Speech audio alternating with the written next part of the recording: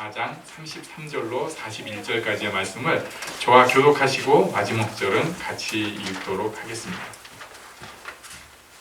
예수께서 이러한 많은 비유로 그들이 알아들을 수 있는 대로 말씀을 가르치시되 비유가 아니라 말씀하지 아니하시고 다만 혼자 가실 때 그 제자들에게 모든 것을 해석하시니라. 그날 저물 때에 제자들에게 이르시되 우리가 저편으로 건너가자 하시니 그들이 우리를 따라 예수를 배에 대신 그대로 모시고 가매 다른 배들도 함께하더니 큰 광풍이 일어나며 물결이 배에 부딪혀 들어와 배에 가득하게 되었더라.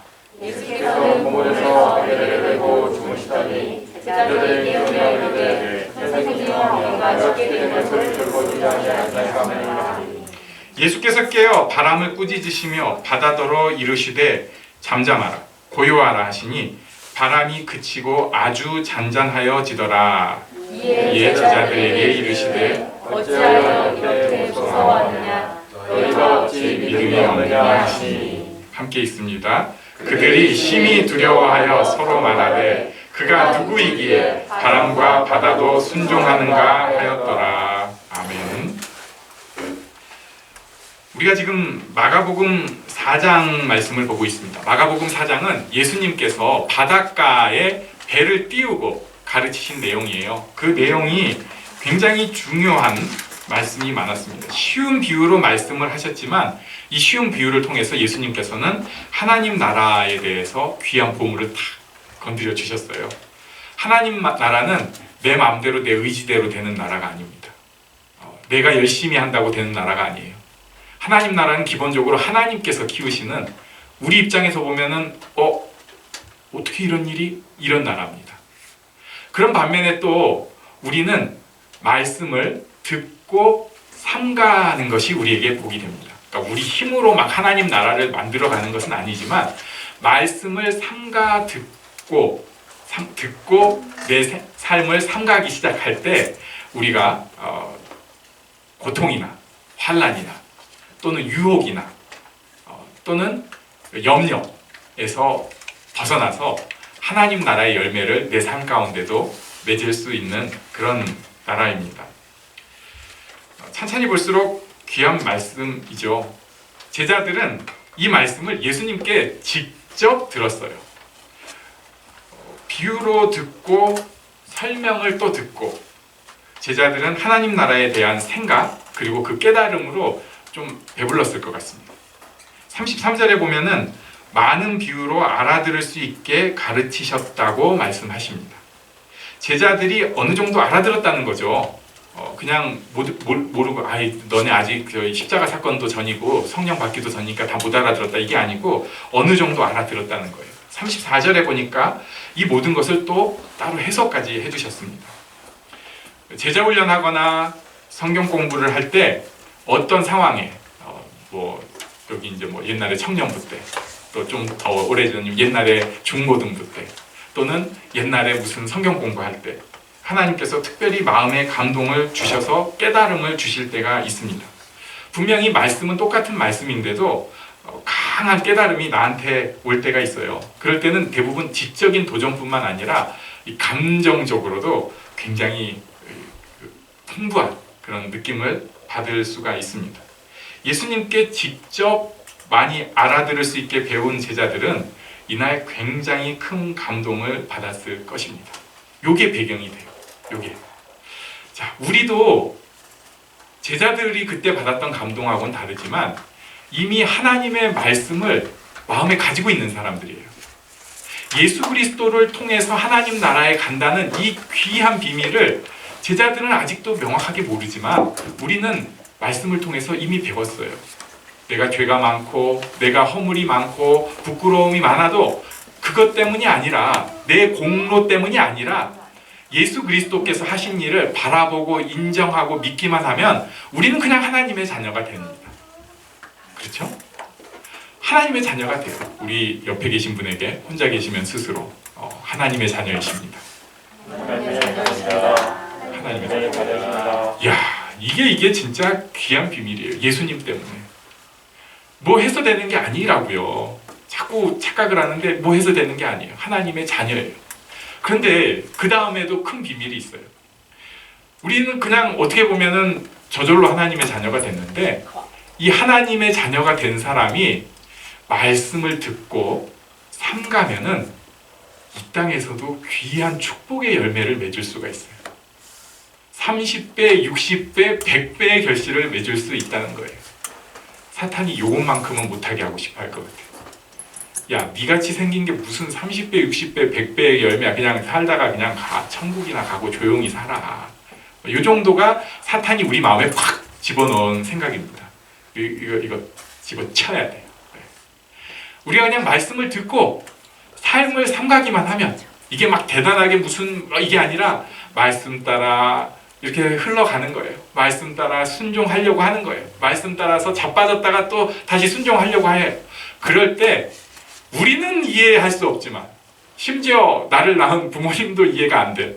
옆에 있는 배우자도 이해가 안 돼. 내 짝꿍도 이해가 안 돼. 하지만 하나님께서는 우리를 30배, 60배, 100배의 결실로 이끄실 것입니다. 이거 우리 이런 비밀을 가지고 있는 사람이에요. 우리 옆 사람에게 다시 한번 말씀해 주시면 열매를 맺을 것입니다. 열매를 맺을 것입니다. 생존하기도 벅찬데 열매까지 약속을 해주셨어요. 35절을 이런 배경에서 우리가 좀 봐야 됩니다. 우리 35절을 같이 읽습니다. 시작. 그날 저물 때에 제자들에게 이르시되 우리가 저편으로 건너가자 하시니. 저물 때면 그냥 계시면 되는데 굳이 건너편으로 가자고 하셨습니다. 일단 주변에 너무 사람이 많았어요. 예수님 말씀 듣겠다고 사람이 너무 많았어요. 이 36절에 슬쩍 보면은 다른 배들도 막 옆에서, 그러니까 땅에서만 듣는 게 아니라 배 타고 또 옆에 와서 이렇게 보고 있는 거예요. 예수님 말씀하시니까 듣고 있어요. 어디 가서 편히 누워 쉬실 수가 없는 상황이기도 했습니다. 그런데 굳이 가자고 하시는 거예요. 참, 왜 그날 밤에 가자고 하셨을까? 그래가지고 제자들이 갔습니다. 우리 36절을 한번 같이 읽어볼까요? 36절 시작. 그들이 무리를 떠나 예수를 배에 계신 그대로 모시고 가매 다른 배들도 함께 하더니. 여기 재밌는 게 있는데 예수님 그러니까 막 하나님 나라의 말씀을 가르치신 다음에 가르치신 그대로 배 타고 건너가신 거예요. 그러니까 이게 이동식 좌석이 된 거죠. 거기 배에 띄워놓고 가르치시다가 그대로 배 타고 가고, 옆에 보니까 다른 배들도 함께 했다고 말씀하고 있습니다. 다른 배들도 함께 했어요. 요게 오늘 또 놓칠 수 없는 포인트입니다. 그 덩다리 배들이 우리의 인생에 꽤 많아요. 이 사람들은 우리가 축복받으면 그들도 축복을 받고요. 우리가 축복을 못 받으면 그 사람들도 힘들어요. 나도 모르는데 덩다리 인생들이 우리 옆에 꽤 많이 있어요, 지금. 그래서 우리가 또 축복의 통로가 되어야 합니다. 막 그 사람들 신경 써주고 옆에 배들 야 니네 잘 따라오냐 이런 것까지 필요 없어요. 내가 복 받을 때 하나님 나라의 복이 그들에게 흘러갑니다. 이런 상황에서 염려했던 일들이 일어났습니다. 우리 37절을 같이 읽겠습니다. 시작. 큰 광풍이 일어나며 물결이 배에 부딪혀 들어와 배에 가득하게 되었더라. 아멘. 큰 광풍이 일어났습니다. 물결이 배에 막 부딪혀 옵니다. 배에 물이 가득할 정도가 됐어요. 심각한 상황입니다. 은혜 받고 깨달음이 있었는데 그 다음에 광풍이, 폭풍이 몰려옵니다. 풍랑이 몰려와요. 그냥 바람, 어려운 정도가 아니라 도저히 헤쳐나갈 수 없는, 딱 포기하게 만드는 그 정도 상황이 옵니다. 사람마다 이 상황은 다를 거예요. 어떤 이들은 다른 사람이 볼 때는 별거 아니다라고 할 수 있는 풍랑이 그 사람에게는 무시무시한 죽음의 풍랑일 수 있습니다. 또 어떤 사람은 굉장히 의연한 사람이어서 모든 면에서 풍랑을 딱 다스리는 것처럼 보이는 사람이 있어요. 그런데 그 사람한테도 어느 부분이 딱 들어오면 막 정신 못 차리는 무서운 풍랑이 있습니다. 사람마다 이 풍랑은 다르죠. 그런데 풍랑이 와요. 풍랑이 왔어요. 엄청난 풍랑이 왔어요. 근데 문제가 있습니다. 그때 예수님이 뭐하고 계셨나요? 우리 38절 같이 읽습니다. 시작. 예수께서는 고물에서 베개를 베고 주무시더니 제자들이 깨우며 이르되 선생님이여 우리가 죽게 된 것을 돌보지 아니하시나이까 하니. 38절 보니까 배 고물, 그러니까 배 뒤쪽에서 베개를 베고 주무시고 계셨어요. 좀 너무하신 거 아닌가? 지금 풍랑 때문에, 그러니까 어떤 분들은 이렇게 얘기를 하는 사람도 있더라고요. 예수님 수면 점수는 그 전 세계 0.1%였을 것이다. 우리 요새 막 시계로 그 뭐 재잖아요. 그래가지고 수면 점수하면 저는 뭐 그 뒤쪽에서 가까워요 막 이런 사람들이 있어요. 깊은 잠을 못 자가지고. 근데 예수님은 아주 그냥 수면 점수 최고였을 거라고 우스개로 하는 본 적이 있는데, 제자들이 깨웠습니다. 선생님, 우리가 죽게 된 것을 돌보지 아니하시나이까. 선생님, 우리가 빠져 죽게 되었는데 아무렇지도 않으세요. 막 심각한 상황이라는 것을 보여주고 있습니다. 이때까지도 제자들은, 지금 이 무너지는 상황까지도 제자들은 예수님을 안 불렀어요. 왜 그랬을까? 일단은 자기들이 바다 전문가라서 안 불렀을 걸로 보입니다. 당시에는 그물이 보였대요. 뭐 전 모르겠어요. 그때 살아보지 않아서. 근데 학자들이 그러더라고요. 그래가지고 그물이 눈에 보이니까 완전히 장애물처럼 보이니까 물고기들이 바위처럼 생각해서 피해가고 막 그랬나 봐요. 그래가지고 밤에 주로 물고기를 잡았다고 하는 얘기를 제가 본 적이 있어요. 그 정도로 밤 항해도 이 사람들 전문가였던 것으로 추정이 됩니다. 그러니까 전문가들은 자기들이니까 예수님 굳이 안 불러도 된다고 생각을 했어요. 그리고 또 이런 게 있잖아요. 좀 어렵다고 예수님 막 부르는 것이 어려울 수 있어요. 우리가 그렇습니다. 풍랑이 오면은 예수님을 불러야 되는데, 하나님 앞에 나가 기도해야 되는데, 그런데 잘 안 합니다. 내가 이 상황 할만해서, 헤쳐나갈 해서 그럴 때도 있을 것이지만, 많은 경우에는 사실은 기도하거나 안 하거나 하나님 뜻대로 되겠지 뭐, 이런 어떤 면에서 패배주의적인 무력감이 우리에게 있습니다. 그러면서 괜히 내가 기도했다가 거절당하면은 어쩌지? 하는 두려움도 섞여 있어요. 하나님 뜻이 이루어 주소서. 실제 믿음이 있는 것도 아닌데 그냥 될 대로 되라지. 아유, 괜히 내가 기도했다가 안 들어지면, 내가 지금 믿음 그나마 요만큼, 내가 감동 요만큼 갖고 있는데 이것마저 꺾이면 내가 어떻게? 이런 식으로 생각을 합니다. 말하면은 괜히 내 부끄러움만 더 드러나는 것 같고, 감정적인 에너지 소모가 많은 것 같아서 그런 거 안 하고 싶어요. 시간도 좀 불편하고 장소도 좀 불편하기 때문에 안 하려고 합니다. 요새는 여기에 이제 더 큰 문제가 생겼습니다. 이렇게 그냥 눈에 보이는 풍랑이면 차라리 괜찮은데, 지금 풍랑인지 아닌지 자기가 몰라요. 풍랑인데 풍랑 아닌 것 같아요. 자기 문제가 뭔지도 모르는 경우가 굉장히 많습니다. 지금 내 인생이 어떻게 흔들리고 있는지, 내 미래가 얼마나 흔들리고 있는지, 가정이 점점 위기 속으로 막 들어가고 있는지, 더 중요한 것은 내 신앙생활이 얼마나 무너지고 있는지 알 듯 모를 듯 모릅니다. 그냥 인생이 좀 힘드네 이러고 마는 거예요. 그러고 나서 예수님 없는 세상 사람들처럼, 예수님 없이 그냥 교회 다니는 사람들처럼 다른 것으로 풍랑을 짐짓 아닌 척, 풍랑 아닌 척 덮어버리고 살려고 하는 거예요.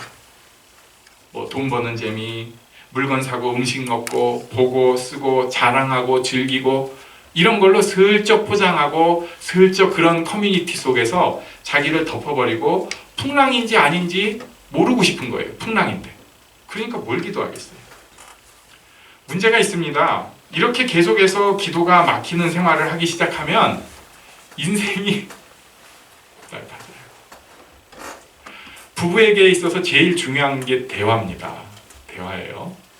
그런데 이 대화가 막히는 순간이 있어요. 어떤 부분은 지금 뭐 결혼할 때부터 죽는 순간까지 대화가 잘 되는, 말도 안 되는 부부가 있다고 하는데 저는 믿어지지가 않고요. 대부분 대화가 막히는 순간들이 있어요. 그러면은 힘들어져요. 왜냐하면 감정이 틀어지면은 말을 이렇게 전에는 아야 어여 하면 저쪽이 아야 어여 이렇게 받아들였는데 이게 어려워지기 시작하면 아야 어여 했는데 저쪽은 가나다라 이렇게 받아들였는 거예요. 그러니까 아유 말을 말지. 기도하고 은혜 받았어요. 하나님 말씀 속에서 삼가하면서 내가 좀 변화가 됐어요. 그러면은 내가 이제는 아내를 사랑해야겠다. 근데 또 가서 할 수 있는 건 아야 어여 하면 또 아내는 가나다라 이렇게 들어요. 힘들어도 대화를 시도해야 합니다. 그럴 때 막 야 우리 따져봐. 이건 아는 아야 왜 가라고 하지 마. 이게 아니라 그런 상황에 대해서 막 따지는 게 아니라 서로 대화를 하고 맞춰가는 게 필요해요. 당신은 이런 생각이었구나. 나는 이런 생각이었는데 이건 내가 미안해. 이건 내가 진짜 잘못했어. 내가 당신을 오해를 했어. 이런 것을 어렵고 불편하지만 하는 게 필요해요. 그런 부분은 10년이 지나면 훨씬 단단해집니다. 20년이 지나면 훨씬 사랑이 많은 부부가 돼요. 그래가지고 신혼부부들이 막 I love you 막 이런 거 보면은 사실 웃기죠.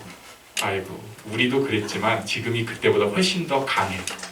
근데 대화가 없는 부부는 신혼부부 때 그게 다예요. 그때 우리가 그렇게 좋아했는데 지금은 남이지 뭐. 그래도 뭐 같이 오래 살아서 의리로 살아. 의리로. 우린 동지야. 그나마 이 정도면 다행이지.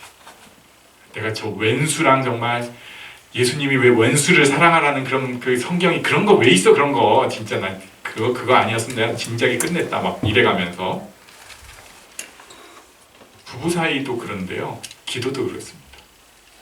한 발자국을 자꾸 안 디디고 내가 전에 한번 기도했는데 마음이 상한 적이 있어요. 잘 안 됐어요. 아니면 그런 일도 없는데 그냥 흐지부지 기도가 사라지기 시작하니까 대화가 끊깁니다. 그리고 나서 생각하는 게 지 마음대로 하나님을 바꾸기 시작해요. 제일 무서운 겁니다. 교회 다니는 사람이 하나님이랑 소통이 끊어지니까 지 마음대로 하나님을 생각하기 시작해요. 자기 지금까지 그래도 받은 은혜가 있고 살아온 노하우가 있으니까 지 생각이 하나님 생각인 줄 알고 막 얘기하는 거죠. 이게 하나님 뜻이라고. 지가 마음속에 감동 한번 받았으면 이게 사탄의 감동인지 뭔지도 모르고 헛소리를 막 내뱉기 시작합니다. 게다가 말빨 세고 좀 영향력 큰 사람이면은 아예 한 일파를 이뤄가지고 그게 이단으로 가는 거예요. 한국교회 작은 이단들 겁나 많습니다. 하나님이랑 소통이 끊기고 자기 혼자 은혜 속에서 사는 사람들이 많아요. 예수님 내비두고 대화가 끊어진 것이 가장 문제입니다. 이렇게 대화가 끊어진 상황 속에서 그래도 하나님께서 무너지는 상황으로 어떻게 보면 축복을 하셨어요. 축복을 하셨어요. 무너지는 상황이 축복인데 축복을 하셨어요. 그때는 자기는 억울하기만 합니다. 내가 그래도 신앙생활 하면서 여기까지 열심히 살아왔는데 내가 왜 이렇게 힘들어야 합니까? 제자들도 사실 말 속에 항의가 있어요. 우리가 빠져 죽게 됐는데 아무렇지도 않습니까? 우리를 돌보지 않으세요. 그때 우리 39절 말씀을 같이 읽습니다. 39절 시작. 예수께서 깨어 바람을 꾸짖으시며 바다더러 이르시되 잠잠하라 고요하라 하시니 바람이 그치고 아주 잔잔하여 지더라. 아멘. 예수님께서 일어나셨습니다. 그리고 말씀하셨어요. 잠잠하라 고요하라. 분한 끝. 그리고 말씀하셨습니다. 40절에 두 가지가 있는데 한번 같이 읽습니다. 시작. 이에 제자들에게 이르시되 어찌하여 이렇게 무서워하느냐 너희가 어찌 믿음이 없느냐 하시니. 제자들에게 말씀하셨어요. 어찌하여 무서워하느냐 그리고 왜 믿음이 없느냐. 여기 무서움에는 풍랑에 대한 무서움이 있고요. 그리고 예수님에 대한 무서움이 있습니다. 중의적인 표현이에요. 풍랑에 대한 무서움, 예수님에 대한 무서움입니다. 그리고 그 배경에는 내가 알고 깨달았던 하나님 나라, 지금 좀 전에까지 예수님께서 배에서 이렇게 가르쳐 주셨는데 내가 알고 깨달았던 하나님 나라, 그리고 예수님에 대해서도 사실은 믿음이 없다는 것을 여기서 보여줍니다. 우리가 풍랑을 통해서 알 수 있는 것이 몇 가지 있습니다. 우리 41절 말씀을 보고 이거 보도록 하겠습니다. 41절 시작. 그들이 심히 두려워하여 서로 말하되 그가 누구이기에 바람과 바다도 순종하는가 하였더라. 풍랑을 통해서 알 수 있는 것은 예수님이 누구신지 점점 알게 되는 것입니다. 가장 중요한 것입니다. 풍랑이 있어야지 우리가 예수님을 진짜 알아요. 우리는 지금 평화 중독 시대를 살고 있습니다. 저도 그거 되게 좋아합니다. 저 싸우는 거 굉장히 싫어해요. 어디서 싸움 나면 저는 무조건 말리는 사람입니다. 싸움은 안 하면 좋겠어요. 무슨 일이 있어도. 그런 스타일이지만 그리고 갈등 같은 거 싫어해요. 왜? 안 그래도 힘든 일이 많은데. 그런데 풍랑이 일어났을 때에만 예수님을 우리가 바로 알 수 있어요. 풍랑이 없으면 예수님을 몰라요. 제일 가소로운 사람이 누군가? 잔잔하고 아무 일도 없는데 교회에서 설교를 통해서만 세상에 대해서 뭐 믿음의 싸움이 어쩌고 경주가 어쩌고 하나님의 은혜가 어쩌고 하는 거예요. 삶에서 진짜 풍랑이 근데 풍랑이 다 있어서 결국은 다 깨지잖아. 풍랑이 있기 때문에 풍랑이 없는 축복이 아니라 풍랑이 있는 축복이 있기 때문에 우리가 예수님을 알 수가 있습니다. 이게 풍랑의 가장 중요하고 큰 축복이에요. 지금 혹시 너무 어려운 일이 있나요? 와 미치겠다. 이거 어떡하냐? 예수님을 그것을 통해서 우리가 알고 배울 수 있어요. 그 다음에 당연한 것인데 그래서 은혜가 있는 사람은 풍랑이 있어요. 무조건. 그렇게 생각하시면 돼요. 풍랑 없는 인생은 거짓말이에요. 사탄의 속임수예요. 제가 행복의 쉼터에서 지금 한 지가 이제 한 2년 정도 돼가지고 좀 그런데 가서 가식을 좀 부리죠. 왜냐면 무대잖아요. 그리고 또 제가 찬양을 열심히 하고 있으니까 사람들이 가끔 정말 근데 여러 번 들었어요. 그런 분들이 있어요. 목사님은 걱정이 하나도 없어 보여요. 어려움이 하나도 없으셨죠? 근데 문제는 이게 처음 저를 본 사람이 그런 얘기를 하면은 내가 참 나쁘게 말하면 연기를 잘했고 그래도 내가 은혜로웠구나 이렇게 얘기를 하는데 거기서 오래 계셨던 권사님이 그런 얘기를 한 번 하신 적이 있어요. 제가 충격받았어요. 세상에 풍랑 없는 사람이 어디 있다고. 내가 좀 편히 살았나. 은혜가 있으면 풍랑은 반드시 있어요. 풍랑이 없는 인생은 기대하지 마세요. 단지 그 풍랑을 어떻게 대하는가의 문제예요.